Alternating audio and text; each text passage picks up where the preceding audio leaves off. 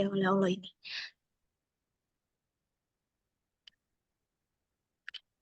Alhamdulillah, alhamdulillah rabbil alamin, nahmaduhu wa nasta'inuhu wa nastaghfiruh wa na'udzu billahi min syururi anfusina wa min sayyiati a'malina. Man yahdihillahu fala mudhillalah wa man yudlil fala hadiyalah. Asyhadu an la ilaha illallah wa asyhadu anna Muhammad. Perkenalkan teman-teman, di sini aku Waida akan bertugas sebagai MC pada acara pagi ini. Oke, yang pertama aku mungkin akan langsung bacain rundown pagi ini ya teman-teman.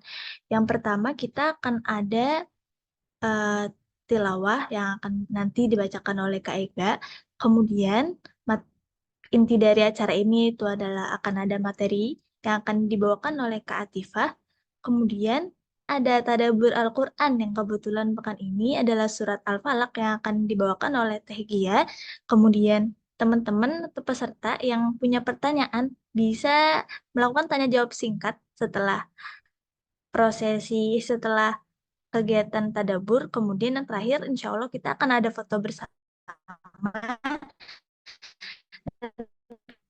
Kemudian penutupan acara ini. Oke, tanpa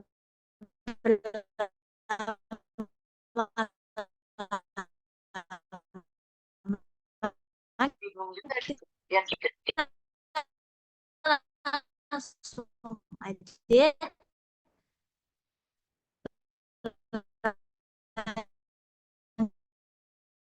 lanjut ke rangkaian acara berikutnya, yaitu adalah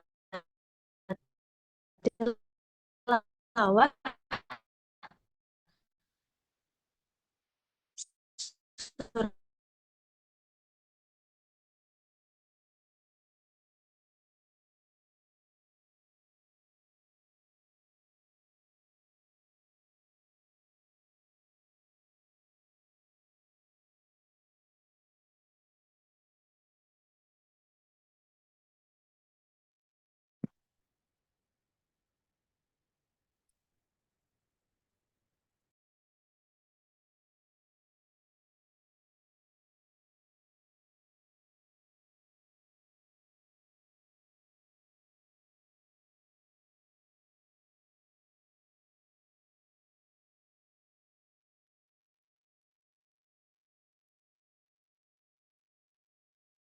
surat. Oke, maaf sebelumnya karena ada masalah jaringan sedikit terkendala dari WiFi aku. Oke, apakah Kak Ega sudah tilawah tadi Kak? Belum, why? Oh, oke oke. Kak Ega mangga. Oke, Bismillahirrahmanirrahim. Izinkan untuk mengawali agenda hari ini dengan tilawah ya teman-teman. Bagi yang di rumah dan sedang tidak berhalangan, boleh dipersiapkan juga mushafnya. Adalah kita bersama-sama membacakan surat Al-Falaq. A'udzu billahi minasyaitonir rajim. Bismillahirrahmanirrahim. Qul a'udzu birabbil falaq min syarri ma khalaq wa min syarri ghasiqin idza waqab wa min syarri naffatsati fil 'uqad wa min syarri hasidin idza hasad. Dengan menyebut nama Allah yang Maha Pengasih lagi Maha Penyayang.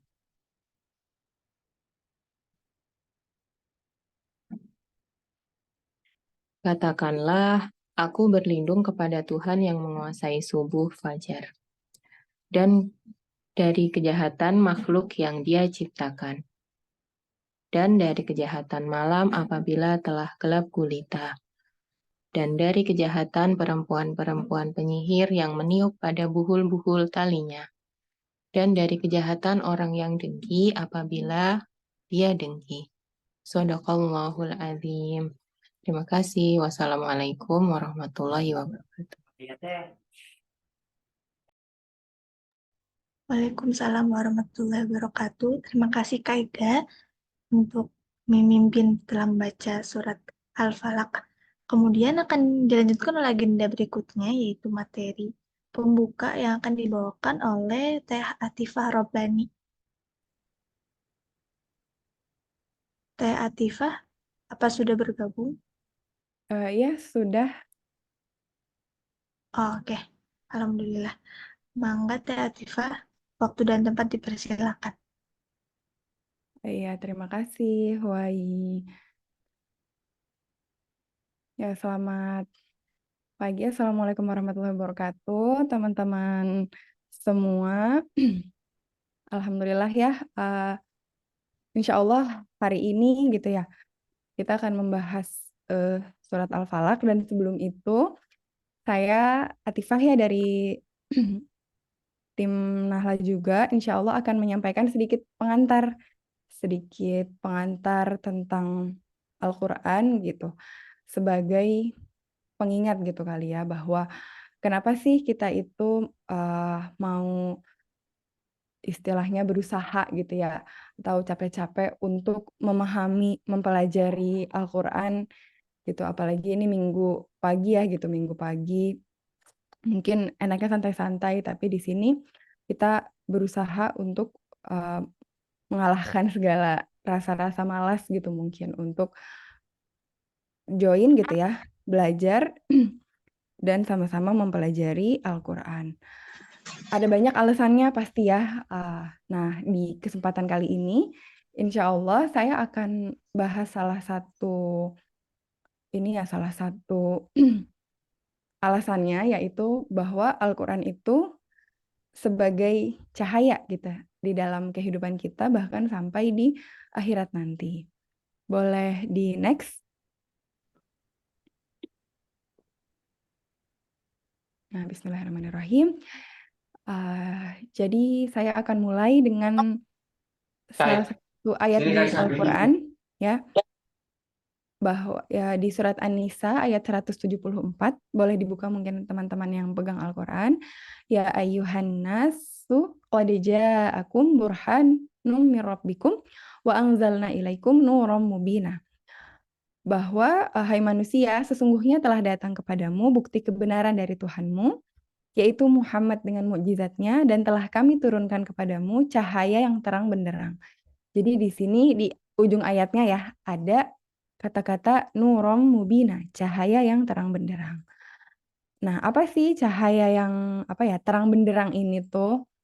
Dijelaskan oleh para ulama gitu, bahwa cahaya gitu ya, nur di dalam ayat ini adalah maksudnya Al-Qur'anul Karim. Jadi Allah itu nggak menyebutkan wa anzalna ilaikum Quran gitu ya, bahwa Allah nggak menurunkan Quran, walaupun ada juga ayat-ayat yang memang terang-terangan menyebutkan gitu ya diturunkan Al-Quran, tapi di beberapa ayat dalam Al-Quran, Al-Quran itu dikiaskan gitu ya sebagai nur itu ya, cahaya yang terang benderang, kalau di sini nurum mubina. Ada lagi contohnya di ayat selanjutnya, boleh slide selanjutnya. Nah, ini salah satunya juga di Al-Hadid ayat 28. Ya ayyuhalladzina amanu taqullaha wa aminu birasulih yu'tikum kiflaini min rahmatihi wa yaj'al lakum nura tamsyuna bihi wa yaghfir lakum. Jadi wa yaj'al lakum nur, lagi-lagi dikiaskan sebagai nur ya, cahaya. Jadi Allah menjadikan untukmu cahaya, yang dengan cahaya itu kamu dapat berjalan dan Dia mengampuni kamu. Lagi-lagi cahaya gitu ya, bahwa cahaya ini sebagaimana dijelaskan oleh para ulama tafsir juga, cahaya yang dimaksud adalah Al-Qur'anul Karim. Jadi Allah berfirman bahwa jika kita beriman, bertakwa gitu ya kepada Allah dan Rasul-Nya, Allah akan memberikan rahmat-Nya dan menjadikan kepada kita cahaya. Yang dengan cahaya itu kita dapat berjalan. Berarti ibaratnya kalau nggak ada cahaya itu gitu, berarti kita nggak bisa berjalan gitu ya, nggak bisa menjalani kehidupan ini gitu ya. Bahwa ini tuh sebenarnya sangat dalam ya, kalau kita pikir-pikir, cahaya itu adalah hal yang esensial dalam kehidupan kita.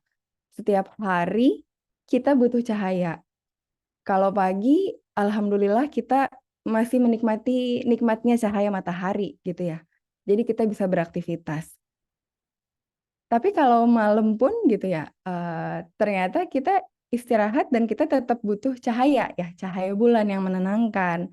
Atau di dalam rumah kita tetap butuh cahaya gitu ya, karena kalau enggak kita akan berjalan di kegelapan ya kan, kita hidup dalam kegelapan.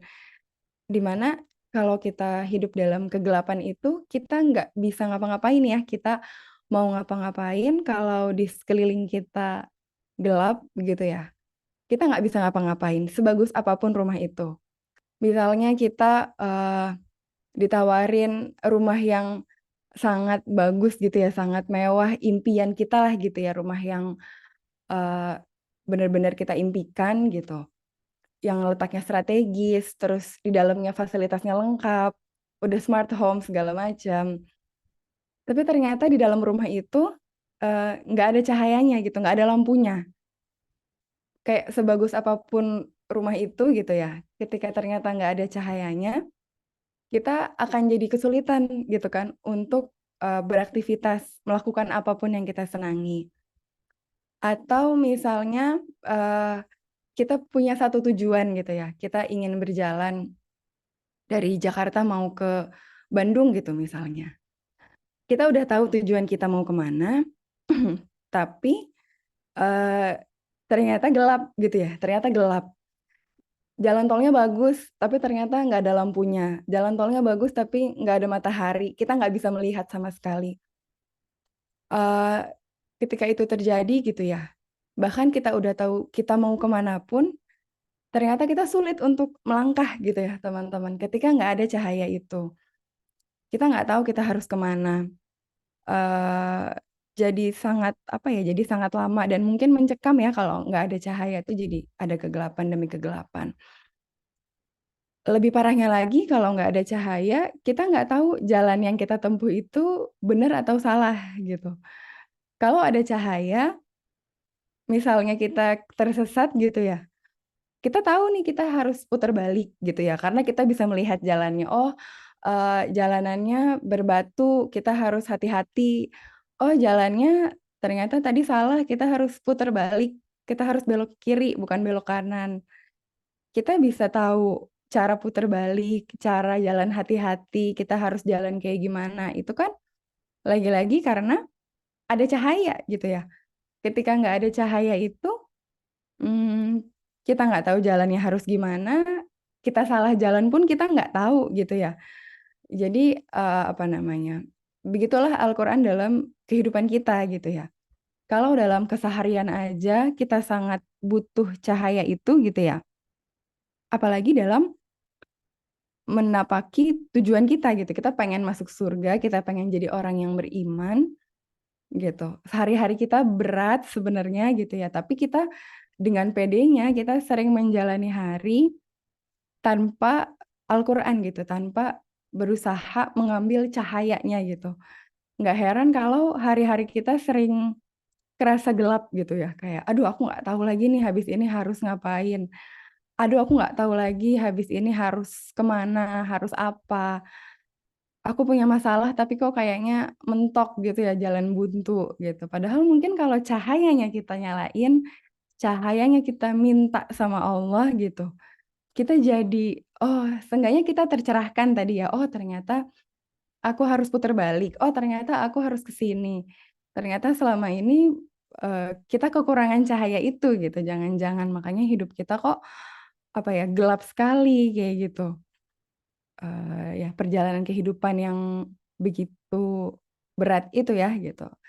Kan hidup ini penuh dengan ujian ya. Apa namanya, Allah menciptakan kita untuk menguji kita gitu ya. Dan dengan ujian-ujian yang berat itu kita tadi ya seringkali lupa gitu menyertakan cahayanya untuk kita bisa menjalani hidup gitu. Padahal ya itu berat kan gitu ya ujian-ujian itu. Nah, kemudian boleh next gitu ya. Nah, kemudian ini saya mau bahas sedikit ya tentang kosakata nur itu sendiri. Jadi kenapa dalam beberapa hadis gitu ya, kemudian di Al-Qur'an itu memang disebutkan Al-Qur'an itu adalah nur yang tadi artinya cahaya. Jadi mungkin pernah dibahas sedikit gitu ya pekan lalu pas bahas surat Al-Ikhlas gitu, bahwa satu kosakata bahasa Arab itu artinya bisa banyak gitu ya, artinya bisa banyak. Nggak lain nggak bukan karena memang bahasa Arab itu adalah bahasa yang paling kaya di dunia ini. Jadi dibandingkan bahasa Inggris yang bahasa internasional pun, kalau nggak salah dia cuma ada berapa ratus ribu gitu, 800 ribuan kosakata apa gimana. Sedangkan bahasa Arab itu udah sampai jutaan, 12 jutaan, apa 18 jutaan gitu kosakatanya. Sehingga nggak heran bahasa Arab itu kalau diartikan ke bahasa lain, dia akan mengalami kayak persempitan makna gitu ya. Mungkin teman-teman pernah merasakan baca buku bahasa Inggris, terus ketika mau diterjemahin itu feel-nya beda gitu ya. Feel-nya tuh hilang. Bahasa Arab tuh juga gitu, apalagi bahasa Al-Quran gitu ya. Sebenarnya diartikan sebagai cahaya itu ada makna yang lebih dalam lagi gitu ya. Kenapa pilihan katanya tuh nur. Nah, ini saya mau nukil dari salah satu hadis ya, dari hadis dari Al-Harits bin Hashim Al-Asy'ari, bahwa beliau mendengar Nabi Muhammad SAW bersabda gitu ya. Hadisnya panjang sebenarnya gitu ya. Ini saya ambil satu kalimatnya aja, bahwa Nabi Muhammad bersabda bahwa wassalatu nur, salat itu cahaya, wassadaqatu burhan, sedekah itu bukti ya, walaupun burhan ini kalau teman-teman cari nanti artinya bisa cahaya juga gitu ya. Dan wassabru dia bahwa sabar itu cahaya juga gitu ya, sinar sih bahasanya ya kalau di secara diksi arti hadisnya tuh. Jadi di sini penjelasan para ulama ya, pas saya dengerin penjelasan hadisnya, ketiga nur gitu ya, burhan dan dia ini kayak sama-sama cahaya gitu sebenarnya. Tapi kenapa sih dibedain gitu ya? Kenapa sholat itu nur, sedekah disebut burhan, terus sabar itu dia? Ternyata ada karakteristiknya tadi ya, ada karakteristik makna yang lebih deep. Jadi yang pertama, sholat itu nur gitu ya. Ternyata nur itu diartikan para ulama gitu ya sebagai cahaya yang kayak nyaman gitu ya. Terus nggak silau, nggak membakar, nggak kepanasan. Kan teman-teman mungkin pernah kita di siang hari gitu ya, ada cahaya matahari, kemudian kayak terik banget gitu ya. Kita bisa melihat sih gitu ya dengan adanya matahari. Tapi kalau panas banget kita jadinya kurang nyaman juga gitu ya. Nah, nur itu nggak begitu gitu ya. Nur itu adalah cahaya yang begitu nyaman, yang benar-benar membuat tenang gitu loh, menurunkan ketenangan gitu. Dan yang di hadis gitu ya dan Al-Quran yang sering menggunakan kata-kata nur itu adalah sholat dan membaca Al-Quran itu ya. Quran itu sering diumpamakan sebagai nur. Sehingga dengan sholat dan membaca Al-Quran kita tuh bayangkan kita tuh kayak disinari cahaya yang membuat kita tuh tenang gitu. Hati kita gitu ya, kerasa di hati kita tuh jadi tenang gitu. Uh, Seperti cahaya bulan gitu ya. Cahaya bulan itu kan dia nyaman gitu ya kalau ada bulan purnama. Kita dapat cahaya dan cahayanya itu menenangkan. Ini ada di Quran surat Yunus ya ayat 5 gitu. Kenapa seperti bulan gitu? Huwaladzi ja'ala syamsa dhiya wal qamara nura. Jadi wal qamara nura ya di surat Yunus ayat 5 ini, bahwa bulan juga disebutkan sebagai nur gitu. Nah, kemudian wassadaqatu burhan, sedekah itu bukti gitu ya, cahaya burhan. Burhan itu disebutkan dari penjelasan para ulama, cahayanya tuh lebih kerasa gitu kayak sunrise gitu, sunrise kayak matahari mulai terbit gitu. Nah, dia lebih kerasa gitu, lebih kerasa di kita ada hangat-hangatnya gitu. Karena kenapa? Karena sedekah itu kan berat ya. Sedekah itu berat. Manusia itu wa tuhibbunal mala hubban jamma. Allah menyebutkan manusia itu memang mencintai harta gitu dengan begitu besarnya gitu. Jadi emang kalau teman-teman kita kadang-kadang ngerasa kita tuh cinta banget sama harta, emang Allah tuh udah menciptakan kita cinta dengan harta yang begitu besarnya. Di surat itu ya, wa tuhibbunal mala hubban jamma. Sehingga kalau kita bisa sedekah gitu, itu memang menjadi bukti bahwa kita berusaha untuk menjadi hamba yang beriman gitu ya. Nah, barulah terakhir gitu ya, cahaya yang lain di situ wassabaru dia dia gitu ya. Nah, ini adalah cahaya yang memiliki unsur panas ya, membakar. Ibaratnya matahari. Jadi sama di surat Yunus ayat 5 Allah menyebutkan waladzi ja'ala syamsa dia. Jadi syamsa matahari gitu ya. Dia gitu. Matahari itu kan memberikan cahaya tapi ada unsur panasnya, ada unsur membakarnya. Nah, sabar itu di sini diibaratkan sebagai cahaya matahari gitu karena kita pasti sering merasakan sabar itu bagaikan menggenggam bara api gitu ya, betapa susahnya sehingga ya itu diibaratkan seperti sinar yang membakar. Jadi kalau kita lagi berusaha sabar dan rasanya perih gitu ya kayak membakar kayak aduh susah banget gitu ya. Itulah memang sabar itu ternyata dia gitu ya, bukan apa namanya, memang ada unsur perih-perihnya gitu ya, ada unsur susahnya.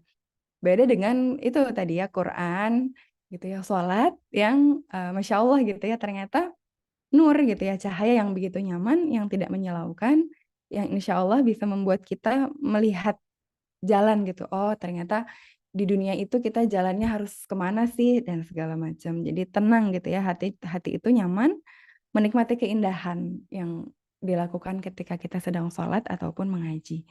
Itu ya sedikit perbedaannya gitu. Kenapa sih eh, nur gitu ya diksi yang digunakan gitu untuk apa Al-Quran. Boleh next slide gitu. Operator boleh di next. Nah ini terakhir ya gitu bahwa tentang Al-Quran adalah cahaya gitu bahwa dimanapun kita beraktivitas gitu, dimanapun kita berada, apapun aktivitas kita, apapun masalah kita gitu ya, di rumah pasti ada masalah gitu ya, di kantor pasti ada masalah, terus kita bermuamalah dengan orang pasti ada masalah, di rumah tangga ada masalah, tapi selama apa ya, selama kita bersama Al-Quran gitu ya, insya Allah kita akan diterangi oleh cahaya itu gitu ya, diterangi oleh cahaya Al-Quran. Kita akan tahu bagaimana dan kemana kita harus melangkah gitu. Dan kalaupun kita salah gitu ya, yang namanya manusia nggak luput dari salah, kita akan tahu kalau kita salah gitu ya, ketika kita berpedoman dengan Al-Quran. Kita tahu kita harus putar balik, kita tahu kita harus bertaubat, dan lebih indahnya lagi, cahaya ini nggak hanya akan menemani kita di dunia gitu ya dengan segala masalah kita itu ya, nggak hanya akan memberikan kita ketenangan di dunia, tapi nanti kelak di akhirat pun ya di yaumul hisab gitu, ketika di yaumul mizan dan segala macam di dunia akhirat gitu ya. Insya Allah orang-orang beriman itu juga akan memancarkan cahaya kan gitu berdasarkan amal solehnya, berdasarkan bacaan Al-Qur'annya. Jadi Al-Quran itu akan menjadi teman kita gitu insya Allah dengan cahayanya dari mulai di dunia, di alam kubur gitu ya, alam barzah sampai nanti di akhirat kelak kayak gitu. Jadi itu ya insya Allah sedikit pengantar dari saya terkait Al-Quran sebagai nur ya, sebagai cahaya.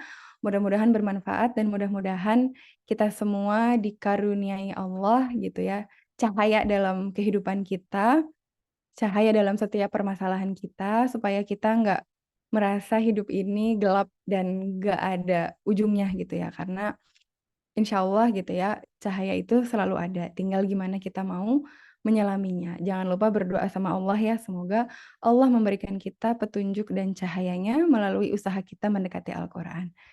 Ya dari saya segitu ya untuk pengantar hari ini. Saya kembalikan kepada Huai. Terima kasih. Wassalamualaikum warahmatullahi wabarakatuh. Waalaikumsalam warahmatullahi wabarakatuh. Zikillah Atifah untuk materinya insya Allah bermanfaat buat kita. Oke, mungkin kita langsung lanjut ya. ke kegiatan berikutnya, yaitu tadabbur Quran Surat Al-Falaq yang akan dibawakan oleh Teh Gia Rahmanisa. Teh Gia, apakah sudah tergabung dalam Zoom? Teh Gia, Assalamualaikum. iya, waalaikumsalam. Alhamdulillah, berarti sudah tergabung ya? Ya, Alhamdulillah. Oke, mangga Teh Gia, waktu dan tempat dipersilahkan. ya. Jazakallah khair Teh Huai. Saya izin share screen ya sambil. Zoom tadabbur surah Al-Falaq.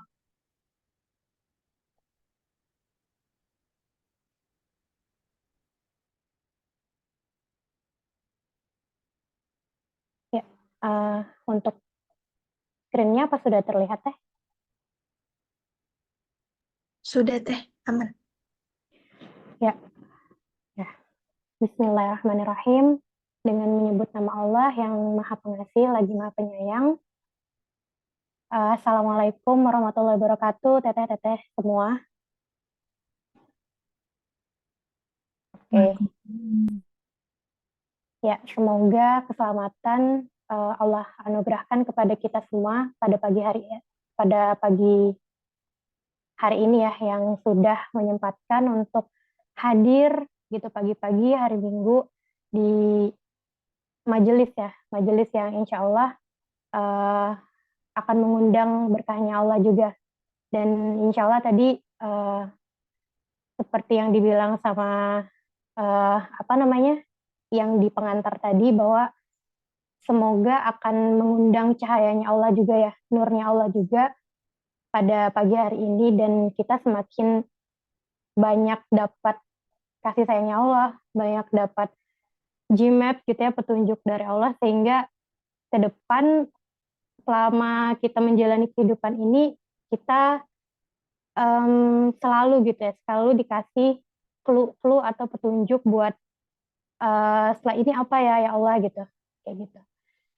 Ya, salawat dan salam juga kita sampaikan ya kepada Rasulullah Shallallahu Alaihi Wasallam, yang beliau masya Allah banget perjuangannya, sehingga pada hari ini gitu, sampai hari ini Islam masih gitu menjadi nur gitu, menjadi cahaya buat semua makhluk gitu ya, semua khalaq gitu, semua orang yang mencari hakikat ketenangan gitu ya, hakikat kebahagiaan dan banyak hal lainnya yang itu sebetulnya tujuan ya, setiap orang kan tujuannya pasti ingin merasa bahagia gitu ya, bahagia lahir maupun batin, dan ya Allah Subhanahu wa taala telah memberikan banyak sekali karunia-Nya, dan lewat Rasulullah juga lah gitu, kita sampai hari ini diperkenalkan dengan mungkin bisa dibilang seorang teman gitu ya, seorang sahabat Al-Quran gitu. Walaupun Al-Quran itu pasif, tapi ketika berinteraksi dengan Al-Quran tuh mungkin teteh-teteh juga pernah gitu merasakan gimana Al-Quran itu dia memberikan efek yang luar biasa gitu, buat pikiran, buat hati gitu ya terutama. Nah,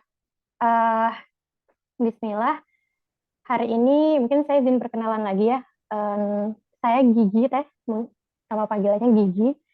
Alhamdulillah pagi hari ini dikasih kesempatan sama tim Nahla Circle ya buat sharing gitu ya, sharing atau cerita mungkin beberapa hal yang sudah sempat saya cari tahu gitu, terus ya saya coba renungkan juga terkait surah Al-Falaq ini gitu.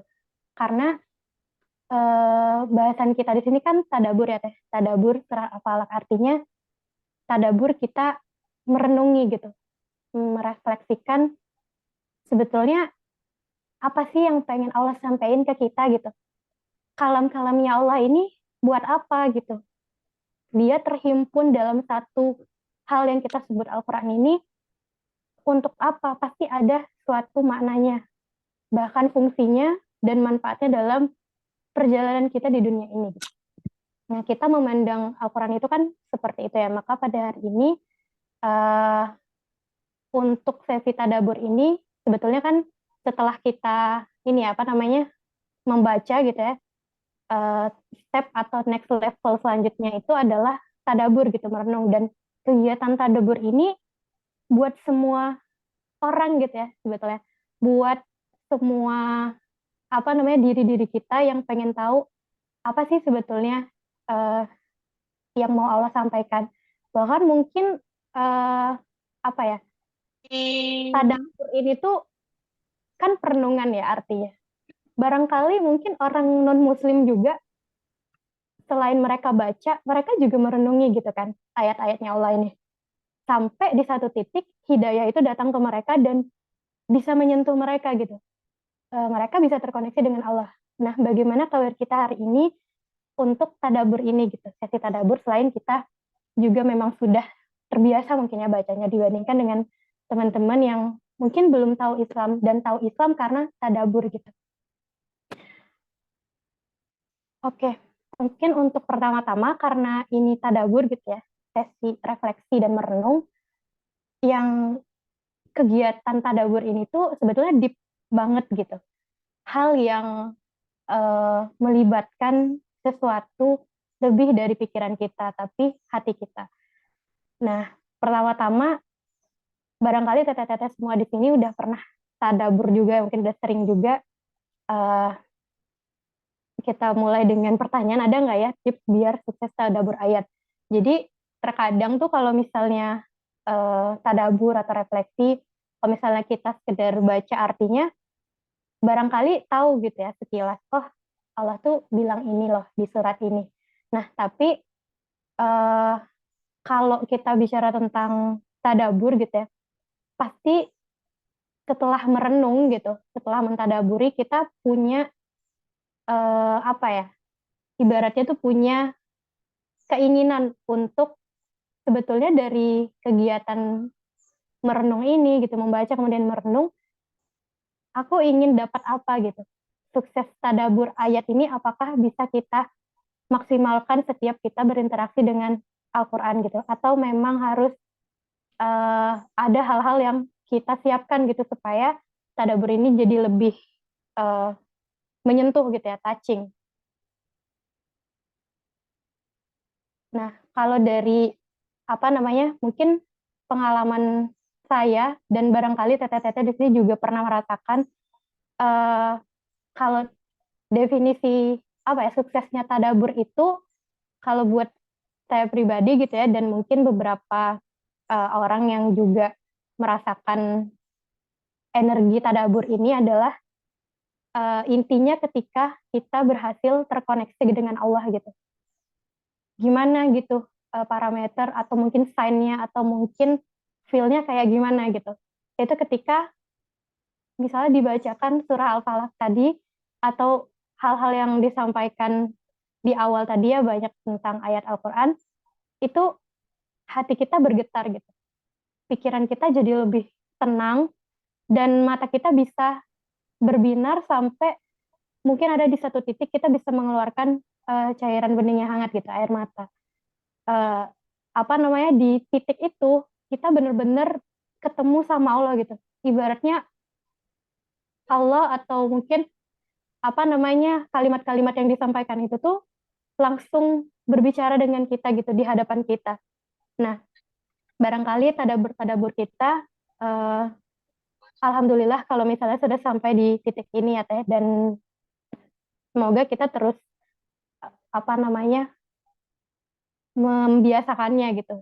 Dan sudah sebuah keniscayaan juga kalau kata Zumar, surat Az-Zumar ayat 23 bahwa Allah telah menurunkan perkataan yang paling baik gitu, yaitu apa itu gitu, Al-Quran, yang mutu-mutu ayatnya tuh serupa gitu, sama, berkualitas, bagus gitu. Dan itu berulang-ulang gitu, di mention juga, ada yang beberapa kali diulang-ulang gitu kan, dan kita jadi aware, sadar bahwa ayat-ayat ini istimewa. Nah, gemetar karenanya kulit orang-orang yang takut kepada Tuhannya, kemudian menjadi tenang kulit dan hati mereka di waktu mengingat Allah gitu. Itulah petunjuk Allah dengan kitab itu, dia menunjuki siapa yang dikehendakinya, dan barang siapa yang disesatkan Allah, niscaya tak ada baginya orang pemimpin pun gitu ya, petunjuk pun. Jadi sebetulnya Al-Quran sendiri memang sudah didesain dan sudah diberikan apa ya, energi atau sebuah magic gitu ya, bahwa kita bisa merasakan hal itu gitu.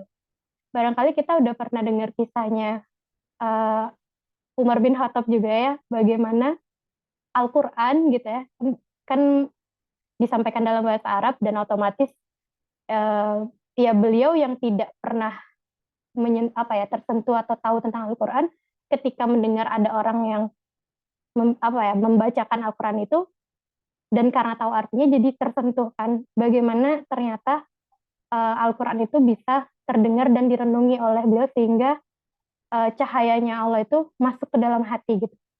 Nah, itu mungkin sedikit magic tentang ayat Al-Quran gitu ya.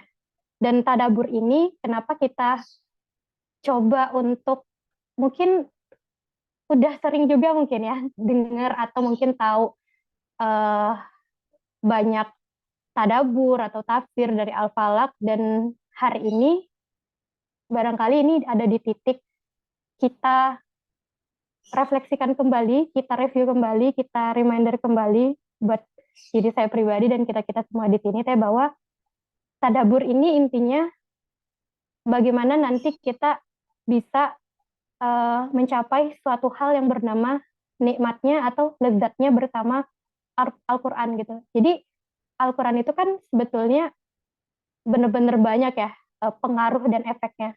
Asyifa gitu sebagai obat, petunjuk yang membedakan hak dan batil dan gitu-gitu kan. Jadi kalau misalnya tanpa tadabur, mungkin kita sepanjang hidup ini akan kering gitu hati kita. Kita akan kayak baca buku biasa aja gitu, atau kita cuman baca kalimat biasa aja. Nah, adanya tadabur ini supaya kita bisa merasakan lezatnya atau manisnya uh, banyak hal yang pengen Allah tuh sampaikan ke kita gitu. Dan sebelum kita tadabur surah Al-Falaq pada hari ini, uh, kita persiapkan dulu gitu ya, karena ada spek-spek yang mungkin kalau dalam tadabur itu, karena dia sangat melibatkan hati dan pikiran, maka ada beberapa hal ini yang bisa kita ikhtiarkan gitu ya ketika mau tadabur. Yang pertama, sabar. Yang kedua, fokus. Lalu siapkan juga hati kita yang terbuka untuk melihat gitu ya. Hati kita ini yang melihat banyak hal apa yang sebetulnya pengen Allah sampaikan. Dan rasakan bahwa Allah tuh hadir bersama kita gitu, yang sedang memaknai kalamnya.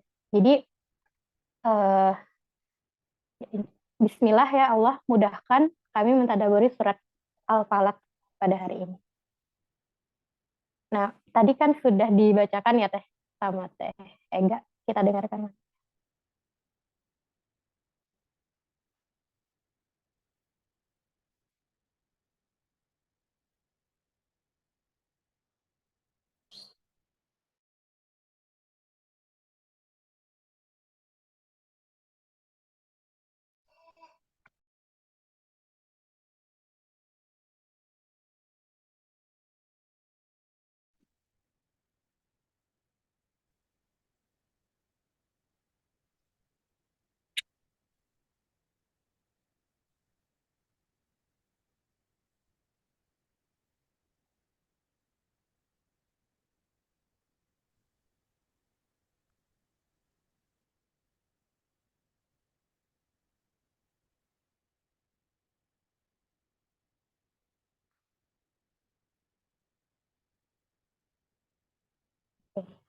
Bismillah, suara saya masih kedengaran Teh?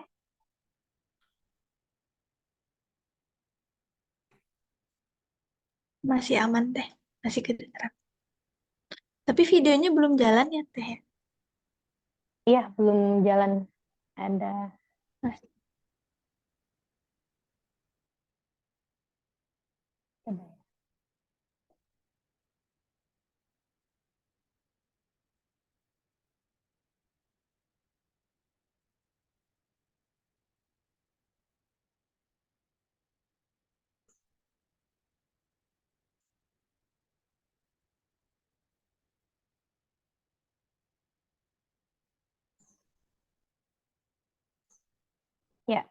karena ada kendala dia loading ya, jadi agak sedikit ini.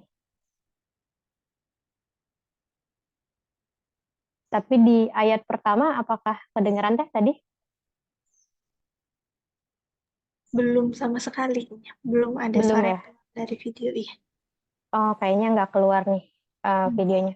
Boleh nanti di-share aja. Sebetulnya di sini pengen ngulang lagi gitu ya, satu bacaan surah Al-Falaq oleh Rijal Ahmed. Di sini beliau ini membacakan surat Al-Falaq ini dan begitu rasanya tuh begitu sampai ke hati gitu. Karena iramanya juga dan sambil kita melihat artinya juga itu tuh bisa membawa, bahkan dari sisi kita mendengar orang membacanya ini itu luar biasa gitu, bisa memberikan pengaruh yang langsung dek gitu ketika kita tadi ya membuka hati untuk mentadaburi surat ini gitu. Ya, bacaan dari beliau ini merupakan salah satu apa ya, mungkin bisa jadi referensi atau rekomendasi kalau misalnya mau coba mentadaburi gitu beberapa surat yang lain juga termasuk surat Al-Falaq ini, karena biasanya untuk menghadirkan hati gitu kan, untuk bisa membuka hati itu kita bisa dipantik gitu. Kalau saya tuh salah satunya dengan mendengarkan bacaan dari beliau ini gitu, dan itu masya Allah bisa membuat kayak hati tuh langsung kuncinya tuh pintunya yang kekunci tuh kebuka gitu, buat masya Allah gitu, begitu indah arti dan juga apa yang sedang dibacakan ini gitu. Nah, mungkin nanti bisa di-share aja ya Teh buat ininya. Baik, selanjutnya langsung masuk ke surah Al-Falaq gitu. Surah Al-Falaq ini adalah surat ke-113 ya dalam Al-Quran, berdampingan dengan surah Kul yang lainnya. Kalau 2 pekan lalu sudah disampaikan tentang surah An-Nas gitu ya. Nah, ini ada hubungannya nih. Ibaratnya surah Al-Falaq sama surat An-Nas itu nanti bestie gitu. Nah, dalam urutan turunnya, ini kita taruh sedikit ya dengan surah Al-Falaq. Surah ini merupakan surah ke-20 gitu. 21-nya An-Nas. Terdiri dari 5 ayat yang kalau dibaca itu kurang dari 1 menit. Mungkin kalau kita bacanya khusyuk dan benar-benar sampai difokusin gitu, mungkin bacanya cuma sekitar 30-40 detik gitu. Nah, surah ini Al-Falaq gitu ya, diambil dari ayat pertamanya, Qul a'udzu birabbil falaq, gitu, yang artinya terbelah gitu. Nah, mungkin apa nanti makna terbelah dan sebagainya ini kita bahas di ayat per ayat nanti ya. Bersama surat An-Nas gitu, bersama surah yang juga masya Allah ya kandungannya. Keduanya disebut al-mu'awidzatain gitu, surat untuk meminta perlindungan gitu, penjagaannya Allah dari apa gitu. Kalau misalnya kemarin surat An-Nas itu meminta penjagaan dari segi ibaratnya sisi emosional gitu ya, atau misalnya hal-hal yang tidak tampak gitu, faktor-faktor bahayanya. Nah, kalau surat Al-Falaq kali ini, kalau kita baca artinya nanti satu persatu, perlindungan yang kita minta ini adalah perlindungan yang sifatnya tampak oleh mata kita gitu, oleh indera kita ini. Jadi sesuatu hal yang udah depan mata banget nih gitu bahayanya, dan gimana nanti cara menangkalnya ataupun cara mengatasinya kalau bahaya ini sudah ada di depan mata kita gitu, sudah mau menjemput kita gitu misalnya. Maka dia termasuk salah satu surat tadi ya, Al-Mu'awwidzatain. Bersama surat An-Nas juga, surat Al-Falaq ini keduanya disebut Al-Muqasih Hisyatain gitu. Surat yang membebaskan manusia dari kemunafikan gitu. Ya, karena kalau kita nanti lihat arti-artinya juga, itu faktor-faktor yang akan membahayakan kita itu luar biasa adalah tindakan-tindakan yang sangat-sangat tidak disukai Allah gitu ya, dan hal-hal yang tadi semoga kita bisa menjaga diri dari kejahatan bentuk-bentuk ini yang dijelaskan di surat Al-Falaq ini, dan tidak termasuk golongan-golongan orang yang melakukan kejahatan itu gitu. Semoga Allah menjaga kita dari dapat kejahatan itu atau melakukan kejahatan itu gitu. Nah, surah Al-Falaq gitu ya. Lebih jauh lagi tentang surah Al-Falaq ini supaya kita tahu profilnya gitu ya. Tahu profilnya. Surah Al-Falaq ini termasuk surah Makkiyah gitu. Turun di kota Mekah, dan ada dua pandangan sebetulnya terkait surah Al-Falaq ini. Kalau yang pertama itu surah Makkiyah menurut pendapat Hasan, Atta, dan Ikrimah, dan juga Jabir. Ini merupakan pendapat mayoritas ya. Surat Al-Falaq ini masuk Makkiyah. Untuk alasannya gitu ya. Alasan turunnya itu karena pada saat itu di kota Mekah itu ada kafir Quraisy yang berusaha mencelakai gitu Rasulullah dengan satu hal yang mungkin kita udah familiar sama kata ini, ain gitu. Pandangan mata yang merusak atau membinasakan gitu. Secara nyata gitu ya. Nah, ada kepercayaan bahwa mata itu melalui pandangannya punya semacam energi yang bisa membahayakan gitu, membinasakan. Dan memang ada orang-orang tertentu yang matanya tuh demikian gitu. Kalau dari beberapa penjelasan alim ulama,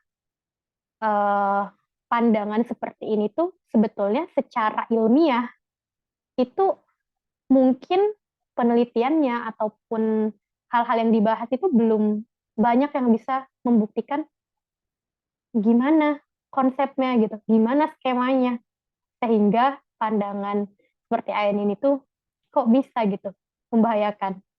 Apa ada telepati gitu kan, apa ada gelombang elektromagnetik yang tiba-tiba bisa membahayakan orang yang dilihat gitu ya. Nah, sampai sekarang pun sebetulnya pembahasan tentang ini kita percayai ada, namun untuk secara skema mungkin ilmiahnya gitu yang bisa terjelaskan, misalnya kenapa kita sakit jantung, tahu gitu alasannya, tapi untuk di posisi ini tuh mungkin karena keterbatasan kita juga sebagai manusia, kita belum bisa buat menjelaskan itu lebih lanjut gitu ya. Tapi ini nyata gitu, dan sudah banyak contoh-contohnya juga di dalam kehidupannya Rasulullah dan para sahabat zaman dulu. Makanya surat Al-Falaq ini turun sebagai bentuk kasih sayang Allah buat Rasulullah yang pada saat itu mau dicelakai dan buat umatnya gitu. Nanti kita bahas satu-satu ya di itu. Nah, kalau ada pendapat lain, surat ini termasuk surat Madaniyah, itu menurut riwayat Ibnu Abbas dan Qatadah gitu ya. Kalau pada saat itu, momennya itu adalah ada seorang Yahudi Madinah bernama Lubaid bin Asam gitu, menyihir Rasulullah gitu. Lalu karena hal itu gitu, Allah turunkan surat Anas dan Al-Falaq untuk menjadi penangkal. Lubaid bin Asam ini menyihir Rasulullah dengan media pelepah kurma berisi rambut beliau yang rontok ketika bersisir gitu. Dan beberapa gigi sisir beliau serta benang yang terdapat 11 ikatan yang ditusuk jarum. Setiap satu ayat dibacakan, itu terlepaslah satu ikatan, sehingga Rasulullah tuh merasa lebih ringan gitu. Ketika seluruh ayat telah dibacakan, terlepaslah seluruh ikatan tersebut, namun untuk alasan ini tuh riwayatnya ditolak oleh Ibnu Katsir gitu ya, kalau dari yang diperoleh gitu informasinya. Nah, tapi memang zaman dulu tuh ya luar biasa gitu ya, pengaruh-pengaruh sihir gitu ya, atau hal-hal yang mungkin kalau zaman sekarang nggak seheboh dulu gitu, kalau misalnya mau sihir-sihiran orang gitu atau gimana. Tapi kalau zaman dulu tuh banyak gitu ya kisah-kisah tentang tukang sihir dan orang-orang yang benar-benar kalau dia punya kebencian gitu ya, kalau dia punya dendam atau nggak suka terhadap sesuatu, seseorang, itu bisa terjadi gitu. Dan sekali lagi ya Masya Allahnya Allah gitu, menurunkan cahaya gitu, penangkal surat ini untuk kita berlindung gitu dari jahatnya banyak hal-hal yang bisa mencelakai gitu Rasulullah dan umatnya gitu.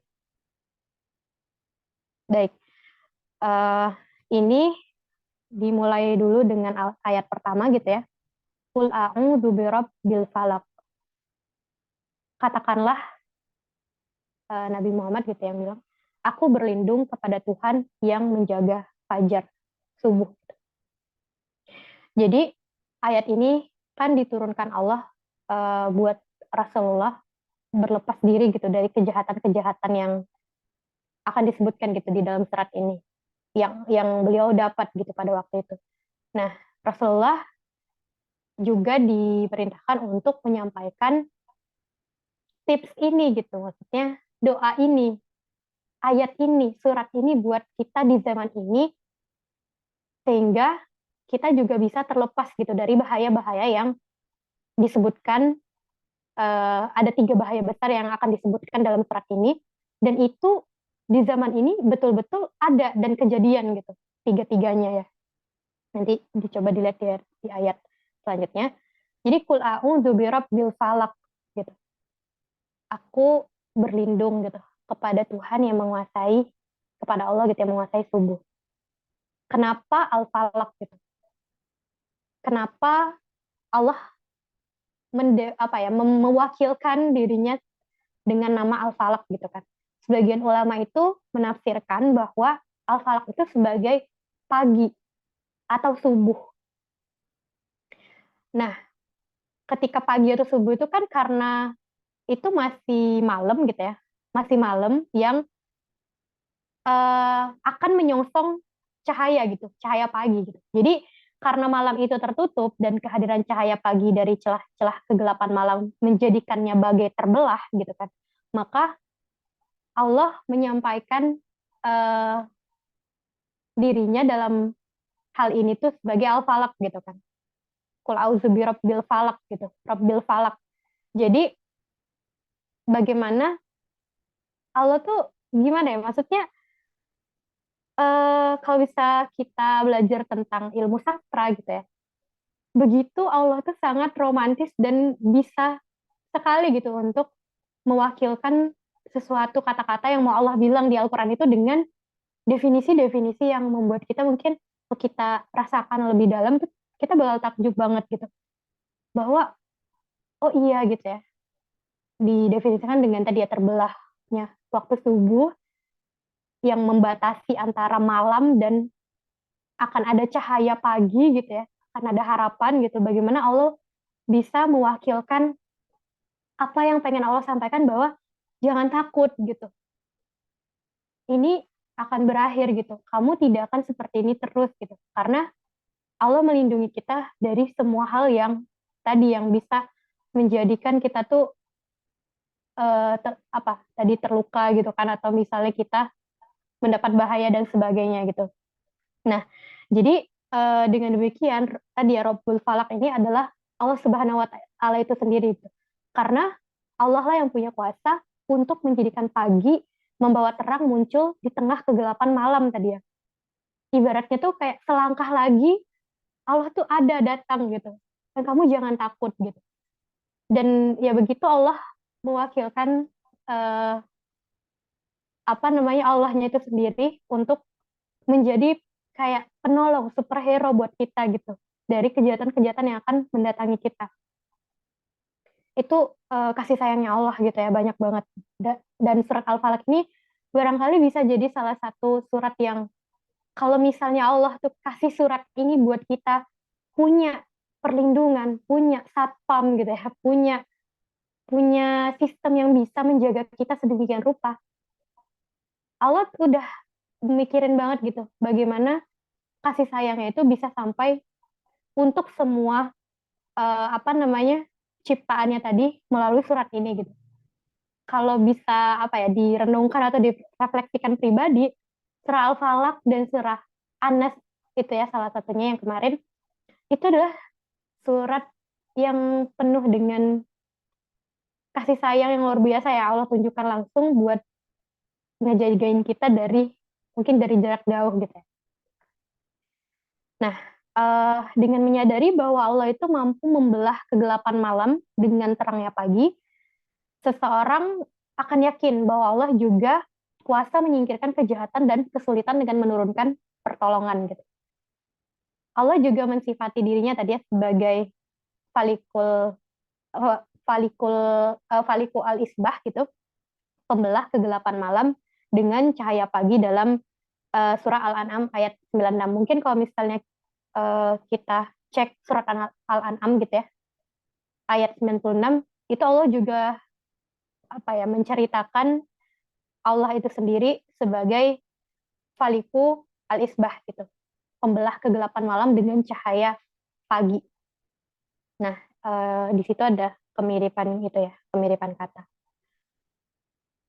Baik, surat pertama itu sebuah konsep tadi ya, sebuah konsep bahwa qul a'udzu birabbil falaq. Kita harus yakin dulu gitu. Ya Allah, aku yakin mau berlindung kepada Engkau yang punya daya untuk memberikan perlindungan buat hamba ini yang mungkin udah ngerasa akan dapat bahaya atau misalnya belum dapat bahaya sama sekali. Misalnya kalau misalnya belum dapat bahaya, kita kan merasakan ketika berdoa dengan surat Al-Falaq ini, ya Allah gitu, aku berlindung kepada Engkau dari yang menguasai waktu subuh gitu. Barangkali mungkin surat ini juga sering ya kita baca buat zikir pagi dan juga zikir petang. Bagaimana ternyata surat ini yang memang didesain untuk melindungi kita dari pagi ke sore, dari sore ke besok paginya lagi gitu.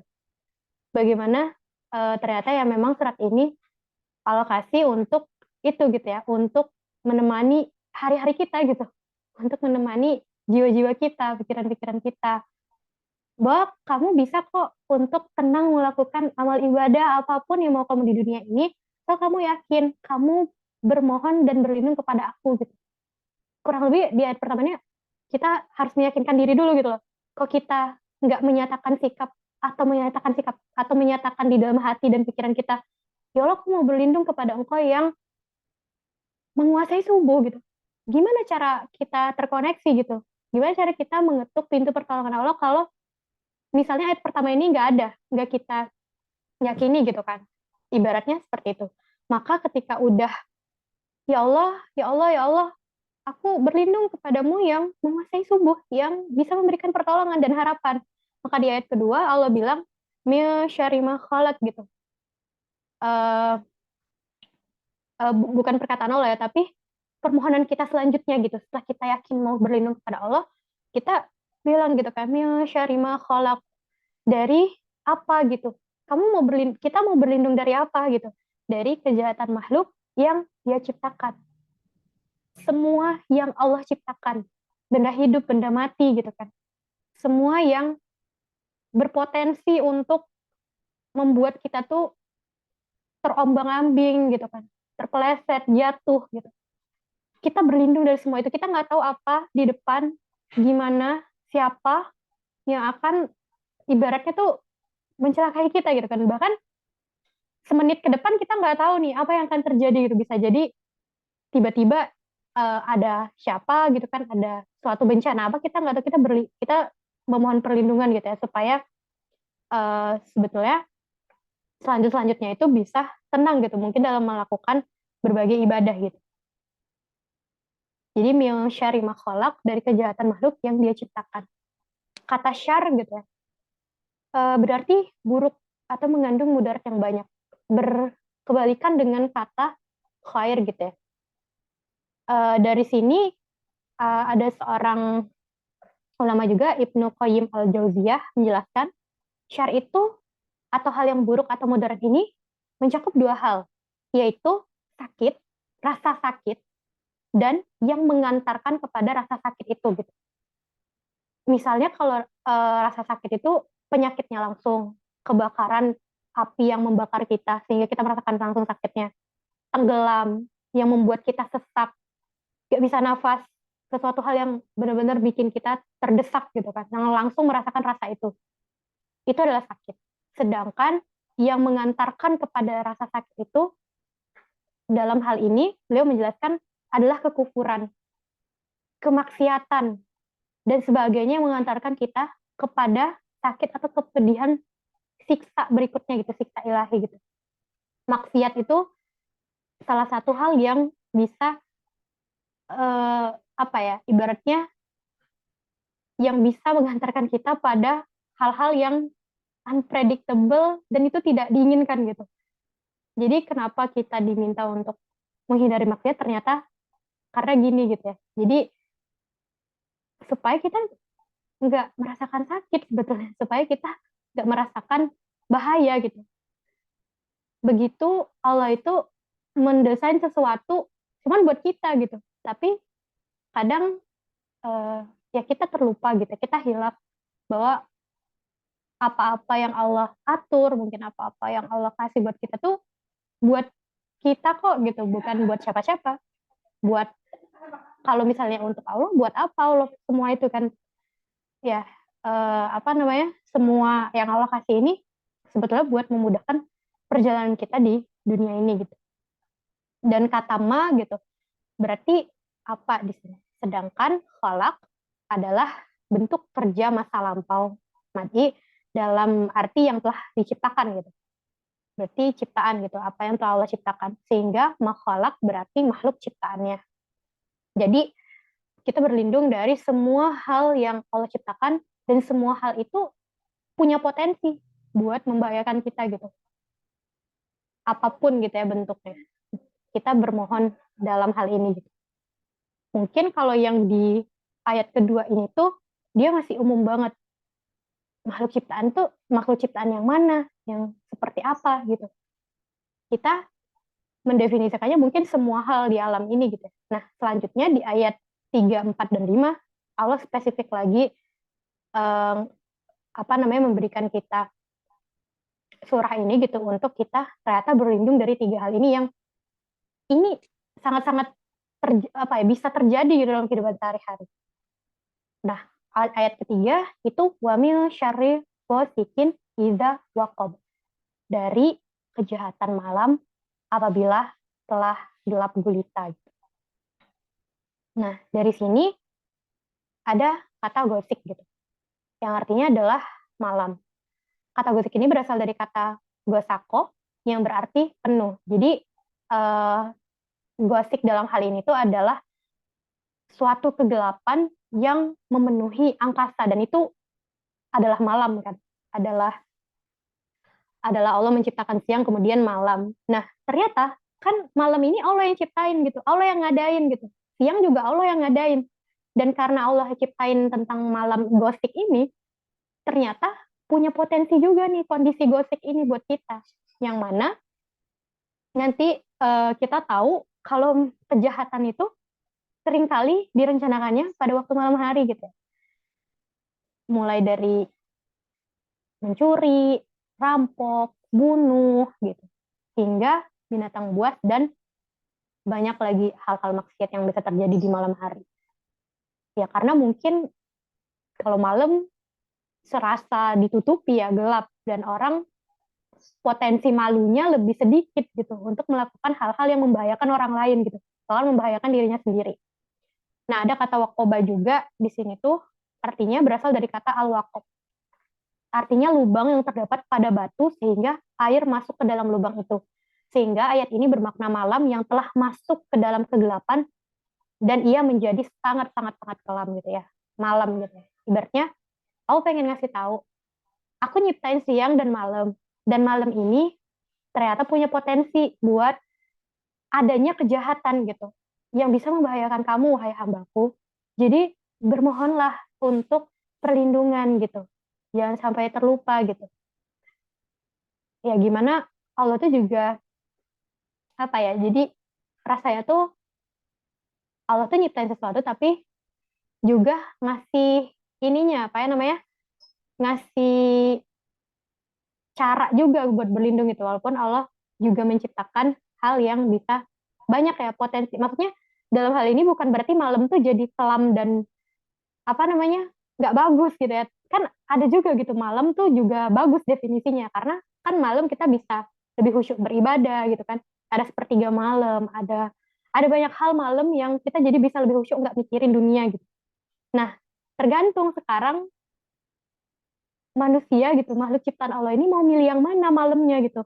Mau malam yang beribadah apa mau malam yang maksiat gitu kan. Ibaratnya apa ya, menakjubkannya Allah tuh adalah Allah menciptakan selalu dua sisi gitu. Ada baiknya, ada buruknya. Kamu memilih yang mana? Our choice gitu kan. Sudah ditetapkan bahwa manusia itu adalah ciptaan yang paling merdeka, yang punya akal, yang bisa gunain akal kita untuk memilih gitu. Dan karena pilihan itulah, makanya ada pilihan juga hasil akhirnya. Jannah atau jahanam gitu. Mau yang mana? Ada 2J nih. Kita disuruh milih. Kamu mau yang mana gitu. Jannah atau jahanam gitu. Jadi apa ya, begitu Allah tuh nggak yang langsung nyuapin kita biar sampai ke surga tuh enggak, tapi ya Allah ngasih guide-guide-nya gitu. Ini kalau malam kayak gini, kamu bisa milih ini. Kalau misalnya bahaya, kamu bisa tangkal dengan apa yang udah aku kasih. Jadi tergantung pada akhirnya kita akan bercerita lagi tentang apa ikhtiar kamu gitu untuk pilihan ini gitu, wahai diri gitu. Bagaimana kamu memilih untuk menjalani malam-malam kamu setiap hari, dan bagaimana ya kita memilih untuk ya mau menghadirkan Allah atau mau menghadirkan syaitan nih dalam pilihan aktivitas kita. Ya, kurang lebih itu ya tentang definisi malam ini. Nah, selanjutnya di ayat yang hampir terakhir, wa min syarrin naffasati fil uqad. Kejahatan yang kedua yang lebih kebayang gitu. Dari kejahatan perempuan-perempuan penyihir yang meniup pada buhul-buhul talinya. Zaman sekarang ternyata juga masih banyak ya penyihir-penyihir atau dukun-dukun atau banyaklah kegiatan ya santet mungkin ya, atau sihir-sihir yang ya luar biasa gitu ya, masih banyak yang mau beraktivitas seperti itu gitu. Ya memilih untuk mengambil jalan itu ya dalam kehidupannya. Dan apa yang mereka cari yaitu ya entahlah ya, maksudnya entah mungkin menurut mereka itu adalah power atau kekuasaan yang luar biasa, entah itu adalah kebahagiaan bisa sihir menyihir, kurang tahu juga ya maksudnya apa alasan sampai sekarang aktivitas itu masih dilakukan gitu tentang sihir menyihir ini. Nah, tapi dari sini, dari surat ini diturunkan zaman dulu sampai sekarang tetap masih ada gitu. Berarti kan Allah visioner banget ya. Allah tahu kalau sihir penyihir ini tuh yang gak akan selesai gitu. Tetap bakal ada orang-orang yang syirik gitu kan. Orang-orang yang nggak percaya sama Tuhan gitu. Percayanya sama kekuatan-kekuatan magis gitu. Nah, jadi ada an-nafasat merupakan bentuk jamak dari an-nafatsah gitu ya. Berasal dari kata nafatsah yang artinya meniup sambil menggerakkan lidah namun tidak mengeluarkan lidah gitu. Sebenarnya nggak kebayang juga sih gimana caranya. Ya mungkin itu adalah sebuah teknik dari tukang sihir gitu ya, supaya entah kenapa mereka seperti itu gitu ya. Nah, sebagian ulama berpendapat ini adalah tak marbuto. Pada kata ini menunjukkan arti muannats, perempuan. Zaman dulu barangkali memang banyak tukang sihir itu yang ini juga, yang perempuan-perempuan juga banyak. Nah, namun sebagian ulama berpendapat tak marbuto pada kata ini sebagai mubalaghah, sehingga bisa laki-laki ataupun perempuan. Gitu. Nah, mayoritas ulama memilih makna hakiki, sehingga artinya adalah perempuan-perempuan tukang sihir. Ini pendapat ulama ya, yang meniup pada buhul-buhul dalam rangka menyihir. Mujahid, Ikrimah, Al-Hasan, dan Qatadah mengatakan bahwa yang dimaksud adalah wanita-wanita penyihir. Nah, di sini ada Sayyid Qutb juga yang mengatakan bahwa an-nafasatil fil uqad ini artinya adalah wanita-wanita tukang sihir yang berusaha mengganggu, menyakiti, melukai, mencederai dengan cara menipu indera kita kan mata, telinga gitu ya, kulit gitu, segala macamnya, menipu saraf, menipu dan memberi kesan pada jiwa dan perasaan. Jadi mainnya tuh udah apa ya, next level dari sekedar mungkin begal gitu ya. Kalau begal kelihatan gitu ya. Kalau tukang sihir tuh udah next level gitu. Mainnya udah ke saraf, udah ke hal-hal yang kita nggak bisa kontrol gitu. Kok bisa mereka punya kekuatan itu gitu ya. Ya, bagaimana mekanismenya pun saya kurang tahu juga ya bagaimana. Cuman ini ada gitu.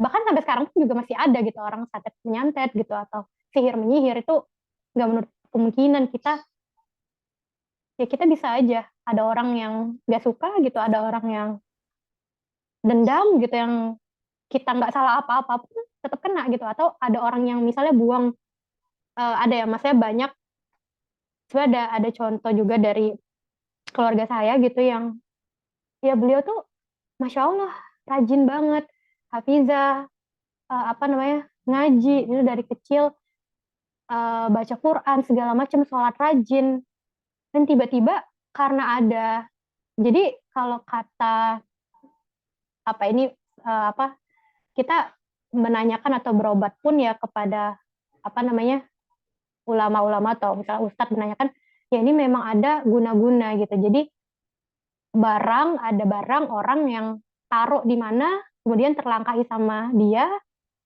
akhirnya itu punya efek gitu ke sepupu ya, saudara saya tadi gitu. Dan sampai sekarang itu tidak bisa kembali seperti semula gitu. Kayak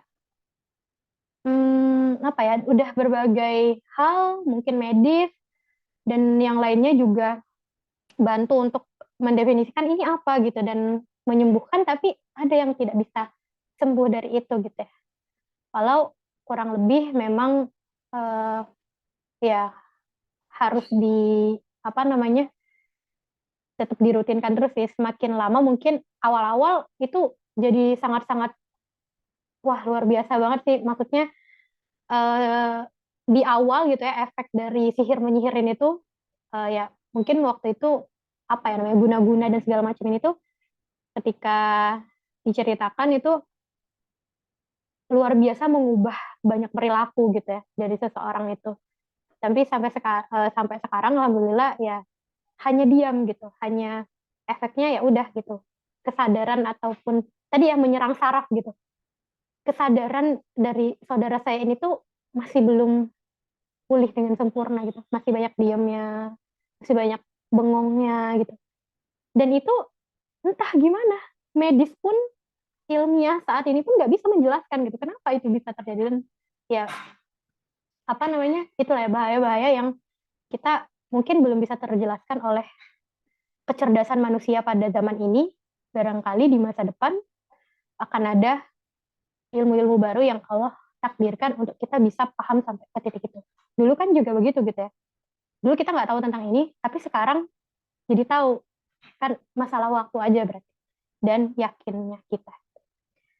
Baik, yang terakhir ada wamil syarri hasidin idza hasad. Kejahatan yang ketiga yang spesifik. Dari kejahatan pendengki bila ia dengki. Pendengki tapi bila ia dengki. Nah, yang di-highlight di sini adalah kata hasad gitu ya. Mungkin kata hasad ini adalah vocabulary sehari-hari yang udah sering banget kita dengar. Mungkin kalau hasad itu kan di dalam bahasa ininya ya, bahasa Arabnya. Dengki mungkin ya, iri, dengki. Selalu digabungin sama kata iri dan dengki.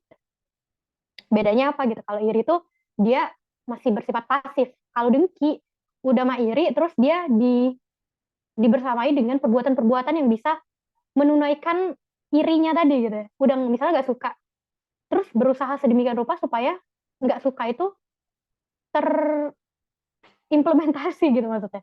Bisa menyebabkan orang yang mungkin tidak dia suka tadi celaka. Kita berlindung dari hal-hal yang tidak tampak seperti ini karena iri sama ya hasad ya. Ya iri sama hasad ini ya masalah hati gitu. Ya maksudnya masalah hati, masalah yang ya nggak bisa kita tahu gitu. Hati orang mana kita tahu gitu kan, pikiran orang mana kita tahu gitu. Dan kita berlindung dari hal-hal yang tidak tampak ini, tapi dia bisa kejadian kalau dia melaksanakan rasa hasadnya tadi gitu. Nah, di sini hasad kan artinya iri hati atas nikmat yang dimiliki orang lain, disertai harapan kiranya nikmat itu hilang dari dirinya. Senang melihat orang lain susah, susah melihat orang lain senang gitu ya. Nah, jadi di sini tuh saat masih berada dalam hati, yang hasad itu disebut hasid sebetulnya, iri tadi ya mungkin. Tapi kejahatannya belum menimpa orang lain. Tapi ketika itu dicetuskan, ketika itu dilakukan dalam bentuk ucapan dan perbuatan, menurut tafsir Misbah, itulah bahaya yang akan dihadapi sama orang tersebut, yang diiriin, yang didengkiin gitu. Nah, kalaupun orang yang hasad itu belum mengeluarkan dalam ucapan atau perbuatan, sikap jiwanya bisa mengakibatkan keburukan gitu. Entah buat dirinya sendiri, entah kapan itu akan jadi bom yang meledak gitu. Nah, hal seperti getaran dari jauh ini akibat hasad itu yang tadi ya masih merupakan misteri sebenarnya. Ain tuh ada, tapi secara ilmiah masih belum banyak yang bisa menjelaskan gimana konsepnya gitu, gimana skemanya, dan kita berlindung dari apa-apa yang belum kita ketahui, apa-apa yang Allah tuh udah mention ini bahaya, tapi kamu berlindung dulu dari ini sekarang.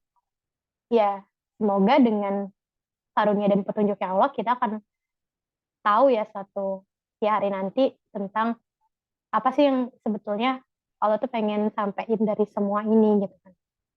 Gitu.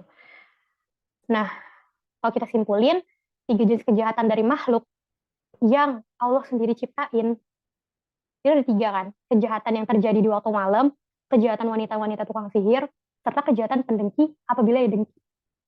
Kita punya potensi, maksudnya bisa jadi gitu dapat kejahatan ini, kita nggak tahu kapan, di mana, karena siapa, tapi kita selalu bisa. Allah udah ngasih penangkalnya ya, surat An-Nas dan Al-Falaq ini untuk kita selalu baca di zikir pagi dan petang gitu, supaya kamu terlindungi dari pagi ke sore dan sore ke pagi lagi gitu. Ya Allah menciptakan sesuatu, tapi ya sesuatu itu punya 2 potensi, bisa baik bisa buruk. Ya kan kalau yang mendengki ini kan manusia kan bisa ada yang baik ada yang buruk gitu. Apa namanya, hal-hal yang Allah juga nyiptain gitu wanita-wanita ini, tapi kan Allah nggak tahu dia jadi tukang sihir atau enggak gitu kan.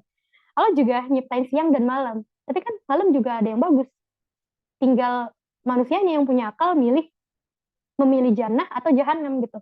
Jadi ya demikian Allah juga menyiapkan apa-apa yang bisa melindungi kita, dan kita menerapkan konsep ikhtiar lagi untuk hal ini. Apakah kita mau berikhtiar buat pikir, apakah kita mau berikhtiar buat yakin sama Allah, apakah kita berikhtiar untuk ngerti maksudnya Allah tuh kayak gini loh gitu.